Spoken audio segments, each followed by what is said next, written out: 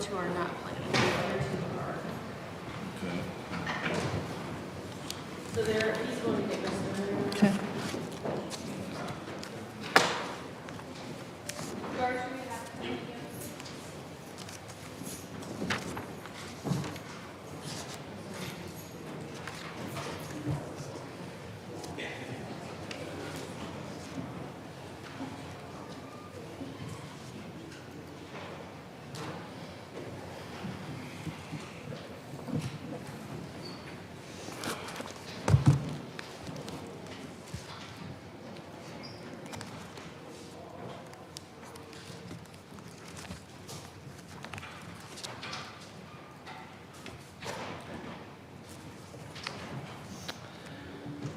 Okay, we have the jurors.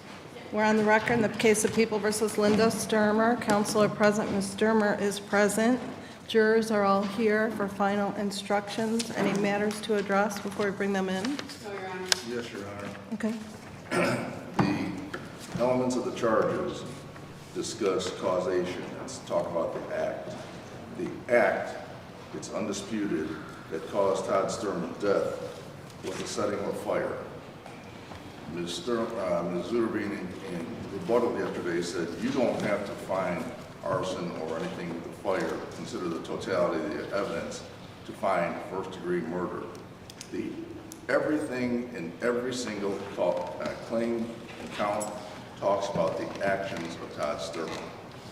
The act that caused the death is the setting of the fire. So it was just an incorrect statement by Ms. Zutterbein in a rebuttal. And I don't want the jury going back thinking, we can talk about the man and the motive and everything else, but we don't have to worry about the fire in order to convict. You have to have the act to convict.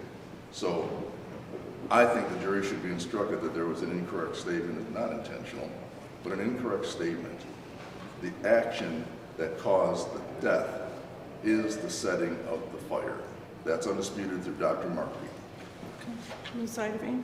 Thank you, Your Honor. I think that's a mischaracterization of what I said. I said that I actually quoted him. I don't have my paper in front of me what he said, and I said you can consider all the things.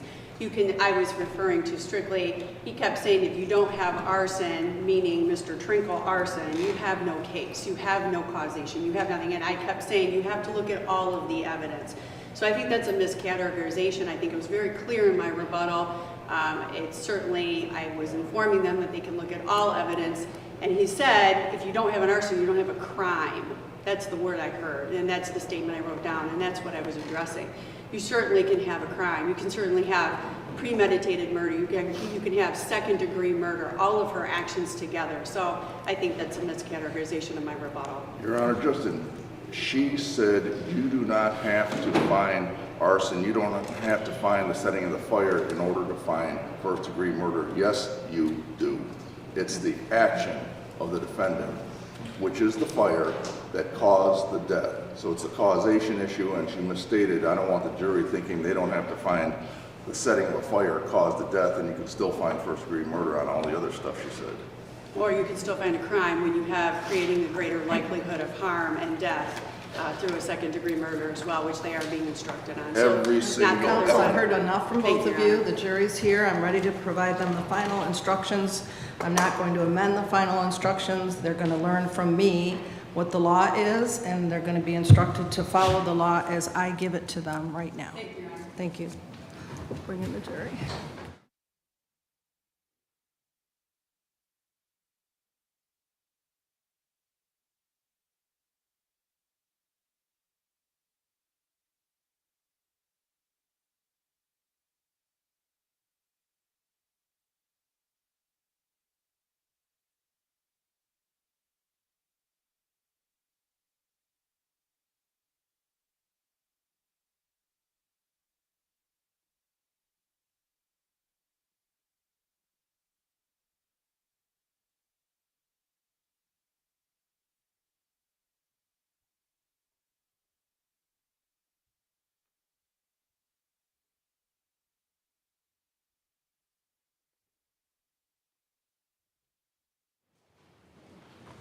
Welcome back, jury. Morning. Okay, do they have their final, do they have copies? Okay. I'm going to provide you the final instructions. We're going to give you copies of them now.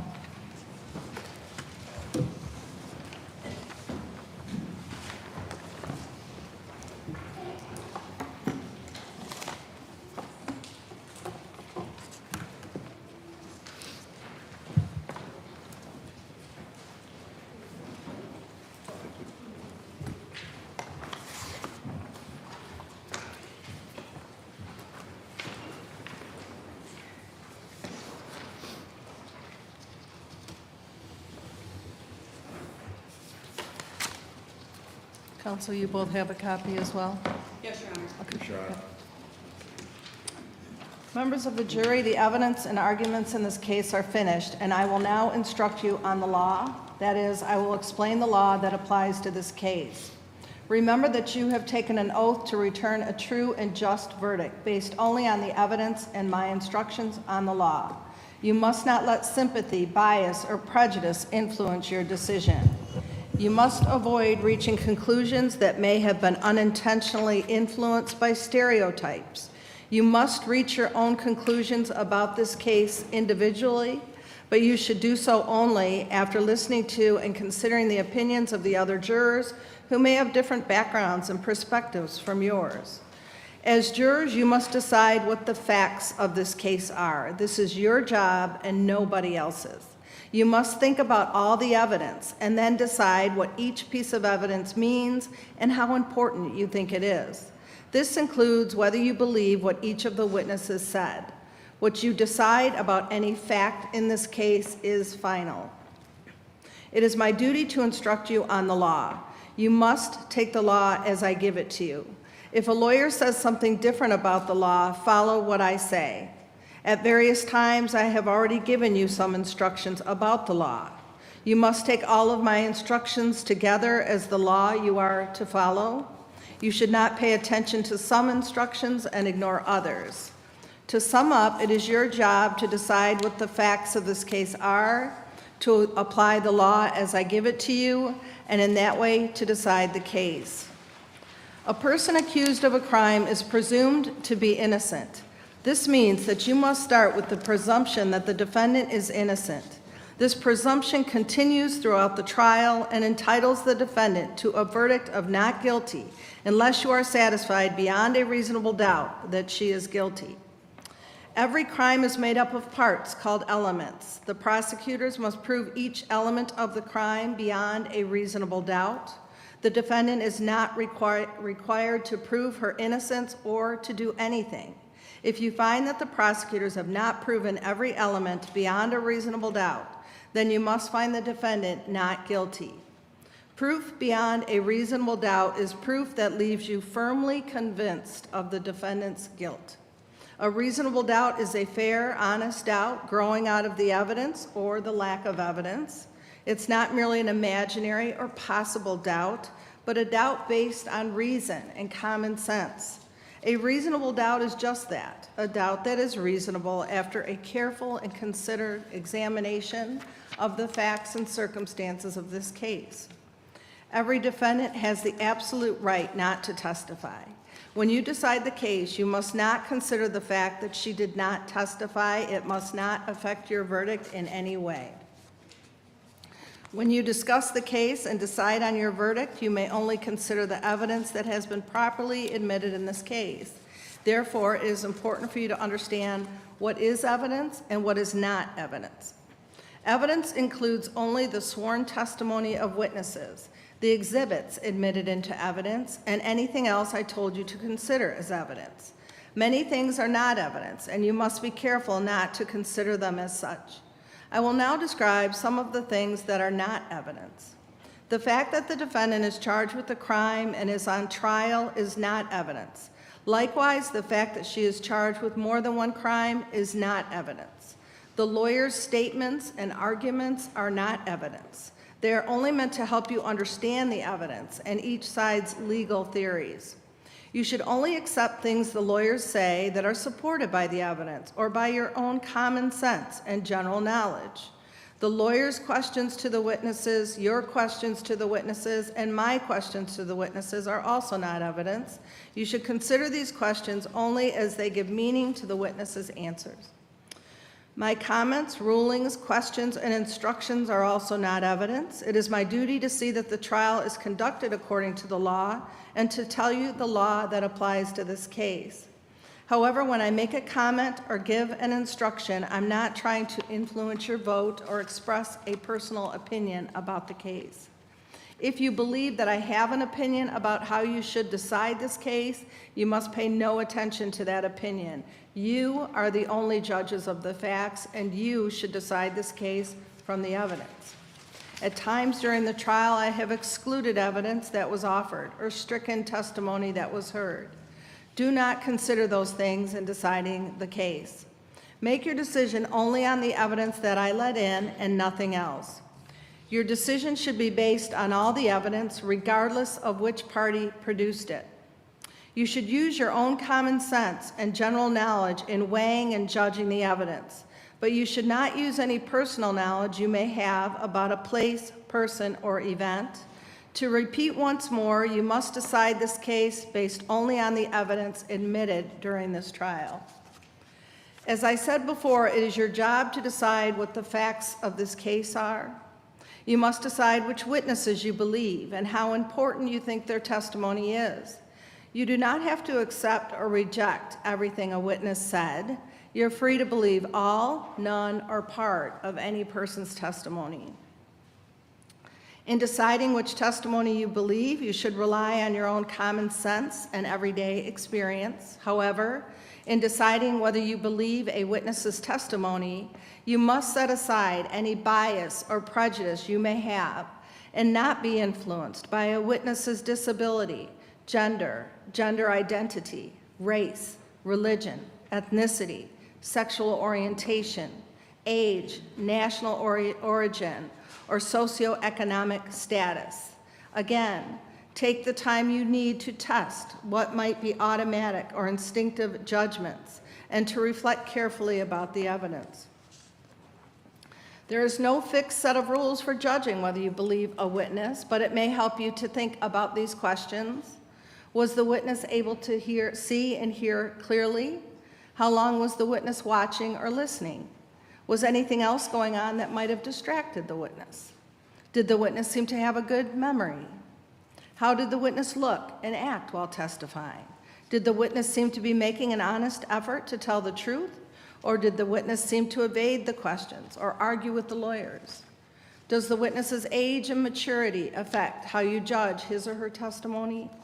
Does the witness have any bias, prejudice, or personal interest in how this case is decided? Have there been any promises, threats, suggestions, or other influences that affected how the witness testified? In general, does the witness have any special reason to tell the truth or any special reason to lie? All in all, how reasonable does the witness's testimony seem when you think about all the other evidence in the case? Sometimes the testimony of different witnesses will not agree, and you must decide which testimony you accept. You should think about whether the disagreement involves something important or not, and whether you think someone is lying or is simply mistaken. People see and hear things differently, and witnesses may testify honestly, but simply be wrong about what they thought they saw or remembered. It is also a good idea to think about which testimony agrees best with the other evidence in the case. However, you may conclude that a witness deliberately lied about something that is important to how you decide the case. If so, you may choose not to accept anything that witness said. On the other hand, if you think the witness lied about some things but told the truth about others, you may simply accept the part you think is true and ignore the rest. The prosecution has introduced evidence of statements that it claims the defendant made. Before you may consider such an out-of-court statement against the defendant, you must first find that the defendant actually made the statement as given to you. If you find that the defendant did make the statement, you must give the statements whatever weight you think they deserve. In deciding this, you should think about how and when the statements were made and about all the other evidence in the case. You may consider the statements in deciding the facts of this case. Facts can be proved by direct evidence from a witness or an exhibit. Direct evidence is evidence about what we actually see or hear. For example, if you look outside and see rain falling, that's direct evidence that it's raining. Facts can also be proved by indirect or circumstantial evidence. Circumstantial evidence is evidence that normally or reasonably leads to other facts. So, for example, if you see a person come in from outside wearing a raincoat covered with small drops of water, that would be circumstantial evidence that it's raining. You may consider circumstantial evidence. Circumstantial evidence by itself or a combination of circumstantial evidence and direct evidence can be used to prove the elements of a crime. In other words, you should consider all the evidence that you believe. You've heard evidence that before the trial, witnesses made statements that may be inconsistent with their testimony here in court. You may consider an inconsistent statement made before the trial to help you decide how believable the witness's testimony was when testifying here in court. If the earlier statement was made under oath, then you may also consider the earlier statement as evidence of the truth of whatever the witnesses said in the earlier statements when determining the facts of this case. When the lawyers agree on a statement of facts, these are called a stipulation or stipulated facts. You may regard stipulated facts as true, but you're not required to do so. You may consider whether the defendant had a reason to commit the alleged crime, but a reason by itself is not enough to find a person guilty of a crime. The prosecutors do not have to prove that the defendant had a reason to commit it, the alleged crime. They only have to show that the defendant actually committed the crime and that she meant to do so. The testimony of Dardita Gordon was read into this trial because she was not available. This testimony was taken under oath at an earlier hearing. You should consider this testimony in the same way you consider any other testimony you've heard in court. The defendant's intent may be proved by what she said, what she did, how she did it, or by any other facts and circumstances in evidence. You should not decide this case based on which side presented more witnesses. Instead, you should think about each witness and each piece of evidence and whether you believe them. Then you must decide whether the testimony and evidence you believe proves beyond a reasonable doubt that the defendant is guilty. You've heard that a lawyer talked to one of the witnesses, and there's nothing wrong with this. A lawyer may talk to a witness to find out what the witness knows about the case and what the witness's testimony will be. You've heard testimony from expert witnesses. Dr. Michael Markey gave you his opinion as an expert in the field of forensic pathology. Dr. Dave Hayhurst gave you his opinion as an expert in the field of DNA analysis and forensic biology. Ann Hunt gave you her opinion as an expert in the field of serology and DNA analysis. Troy Ernst gave you his opinion as an expert in the field of fire debris analysis and trace evidence. Scott Leroy gave you his opinion as an expert in the field of fire investigation and cause and origin. Robert Trenkel gave you his opinion as an expert in the field of fire investigation, fire suppression, and fire inspection. I'm going to try my best, Zujetsky gave you his opinion as an expert in the field of injury biomechanics. Experts are allowed to give opinions in court about matters they are experts on. However, you do not have to believe an expert's opinion. Instead, you should decide whether you believe it and how important you think it is. When you decide whether you believe an expert's opinion, think carefully about the reasons and facts the expert gave for his or her opinion and whether those facts are true. You should also think about the expert's qualifications and whether his or her opinion makes sense when you think about the other evidence in the case. During the testimony of Robert Trenkel, videos were admitted as evidence to illustrate his testimony. The parties agree that the videos are not in any way a recreation of the events at issue in this trial. You may only consider the videos to help you understand and evaluate this witness's testimony as it relates to the speed at which a fire might grow and propagate in the absence of liquid accelerants under certain conditions, and how polyester clothing might burn when doused with 2 ounces of gasoline versus how it might burn in the absence of any gasoline. During the testimony of Robert Trenkel, a pair of gray polyester sweatpants were admitted as evidence. The parties agree that these sweatpants are not the same pair of sweatpants involved in this case. They are an exemplar pair of 100% polyester sweatpants. You've heard testimony from witnesses who are police officers, and that testimony is to be judged by the same standards you use to evaluate the testimony of any other witness. In count 1, defendant is charged with first-degree premeditated murder. To prove this charge, the prosecutors must prove each of the following elements beyond a reasonable doubt. First, that the defendant caused the death of Todd Joseph Stermer. It is not enough that the defendant's act made it possible for the death to occur. In order to find that the death of Todd Joseph Stermer was caused by the defendant, you must find beyond a reasonable doubt that the death was the natural or necessary result of the defendant's act. Second, that the defendant intended to kill Todd Joseph Stermer. Third, that this intent to kill was premeditated, that is, thought out beforehand. Fourth, that the killing was deliberate, which means that the defendant considered the pros and cons of the killing and thought about and chose her actions before she did it. There must have been real and substantial reflection for long enough to give a reasonable person a chance to think twice about the intent to kill. The law does not say how much time is needed. It is for you to decide if enough time passed under the circumstances of this case. The killing cannot be the result of a sudden impulse without thought or reflection. You may also consider the lesser charge of second-degree murder. To prove this charge, the prosecutors must prove each of the following elements beyond a reasonable doubt. First, that the defendant caused the death of Todd Stermer. It is not enough that the defendant's act made it possible for the death to occur. In order to find that the death of Todd Joseph Stermer was caused by the defendant, you must find beyond a reasonable doubt that the death was the natural or necessary result of the defendant's act.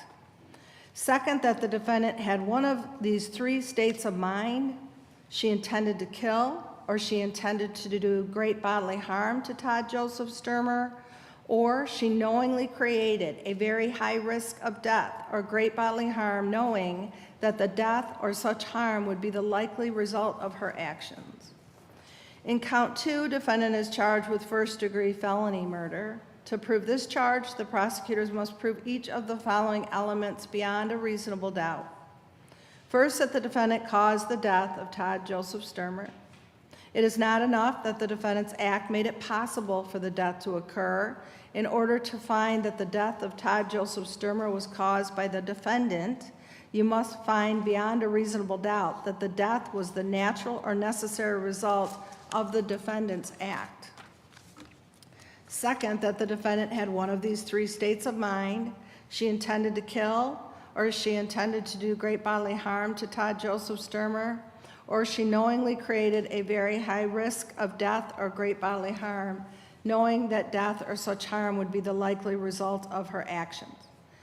Third, that when she did the act that caused the death of Todd Stermer, the defendant was committing the crime of arson. To prove the crime of arson, the prosecutors must prove each of the following elements beyond a reasonable doubt. First, that the defendant burned a building or any of its contents. The term burn in this case means setting fire to or doing anything that results in the starting of a fire, or helping or persuading someone else to set a fire. If any part of the building is burned, that is all that is necessary to count as a burning. The property does not have to be completely destroyed. Second, that at the time of the burning, the building was a dwelling house. A dwelling house is a structure that was actually being lived in, or that reasonably could have been lived in at the time of the fire. Third, that when the defendant burned the dwelling or any of its contents, she intended to burn the dwelling or contents, or intentionally committed an act that created a very high risk of burning the dwelling or contents, and that while committing the act, The defendant knew of that risk and disregarded it. When there is a fire, the law assumes that it had natural or accidental causes. The prosecutors must overcome this assumption and prove beyond a reasonable doubt that the fire was intentionally set. You may also consider the lesser charge of second-degree murder on this count. To prove this charge, the prosecutors must prove each of the following elements beyond a reasonable doubt. First, that the defendant caused the death of Todd Joseph Stermer.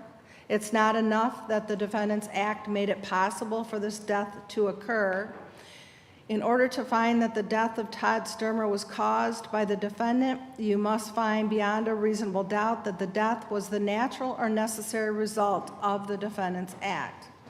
Second, that the defendant had one of these three states of mind. She intended to kill, or she intended to do great bodily harm to Todd Joseph Stermer, or she knowingly created a very high risk of death or great bodily harm, knowing that death or such harm would be the likely result of her actions. The prosecutors must also prove beyond a reasonable doubt that the crimes occurred on or about January 7, 2007 within Van Buren County.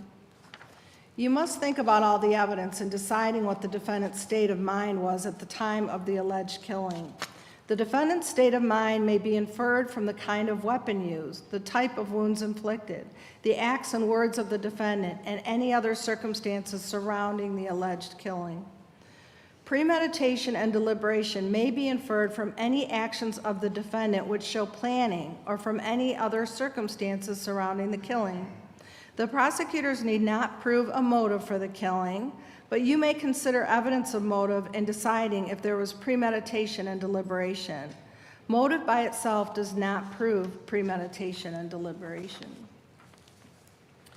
When you go to the jury room, you'll be provided with written copies of these final jury instructions. You should first choose a foreperson. The foreperson should see to it that your discussions are carried on in a businesslike way and that everyone has a fair chance to be heard. During your deliberations, please turn off your cell phones or other communications equipment until we recess.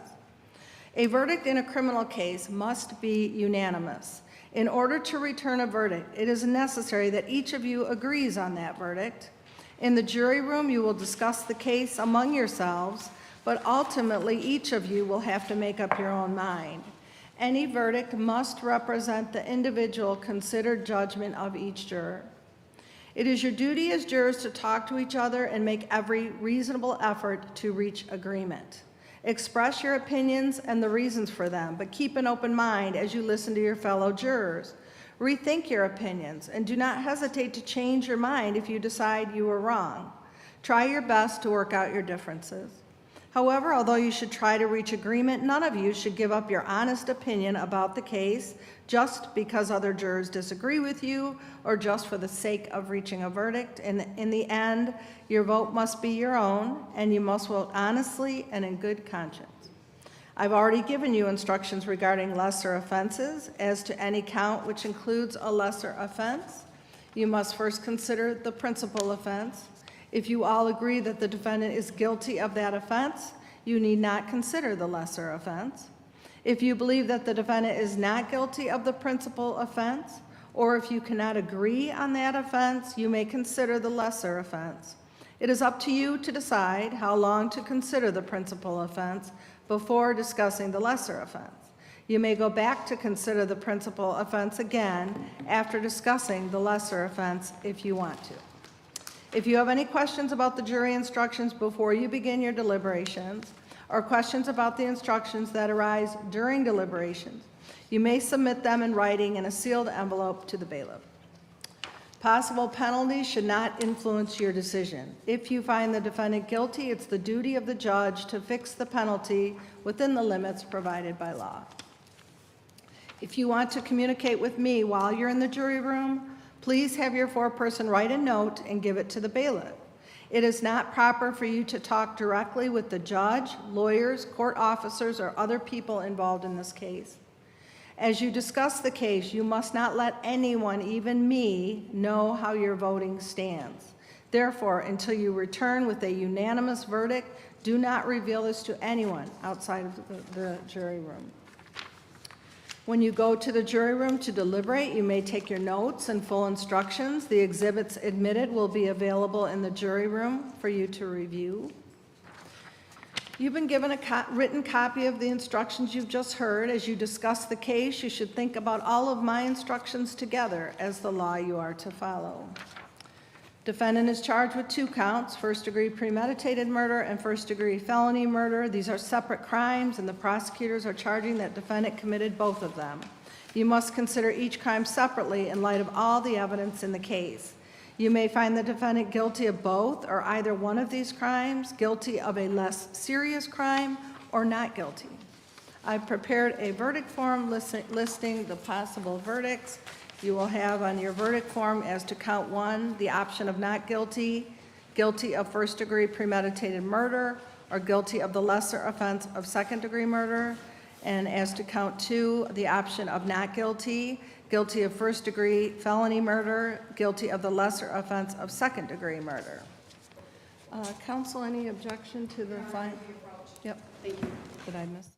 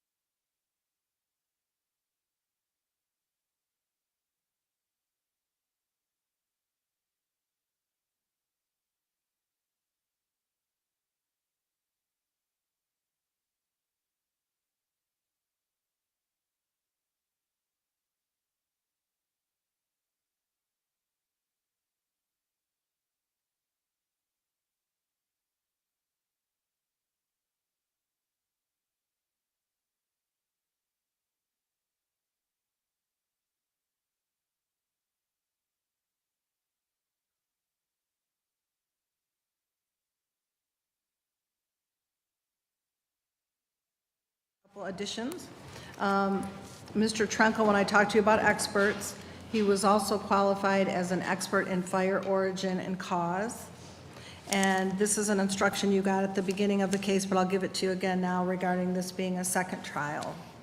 This case has been tried before, and during this trial, you may hear references to the first trial. Sometimes a case must be retried before a new jury, and you should not pay any attention to the fact that this is a second trial. Your verdict must be based only on the evidence in this trial. You must decide the facts only from the evidence that you yourself hear and see in this trial. Counsel, any other objections or additions, requests? No, Your Honor. Thank you.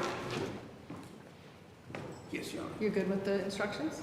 Yes, will As- they get a printed copy of that? You should have one on your, They were No, I'm given, talking about the jury already had it. yeah, the jury has theirs. the Pardon? added ones, the added prior trial. Oh,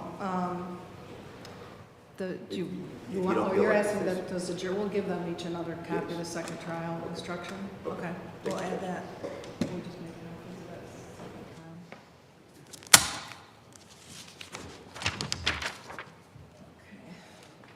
trial. Okay, we're good on instructions then? Okay. So jury, you may recall, way back in time, at the beginning of this trial, I indicated that we would draw lots to excuse 3 of you. The first person we're excusing is by stipulation of the parties, and it's not random.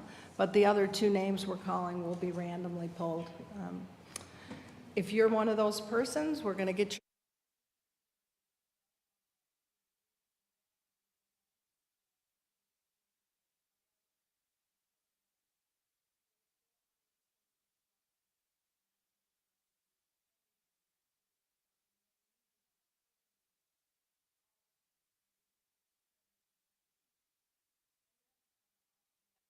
call you back in as a juror and begin the deliberations anew.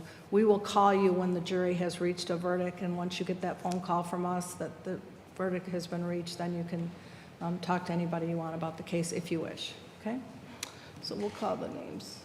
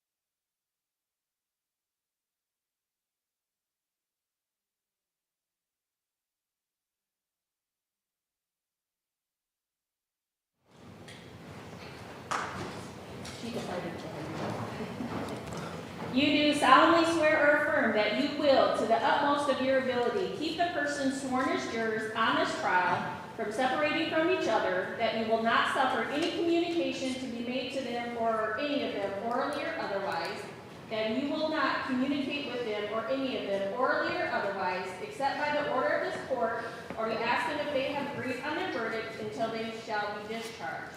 And that you will not, before they render their verdict, communicate to any person the state of their deliberations or the verdict they have agreed upon.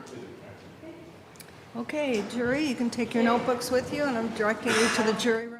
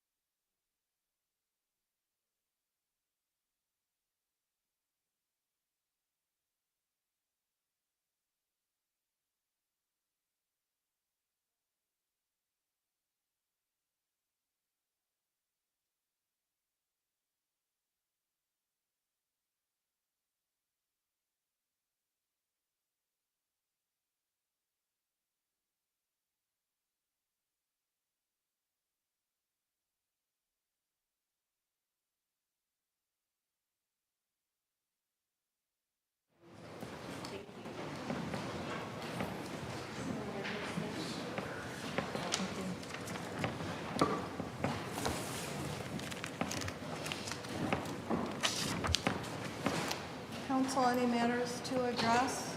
No, Your Honor. Anything? Okay, thank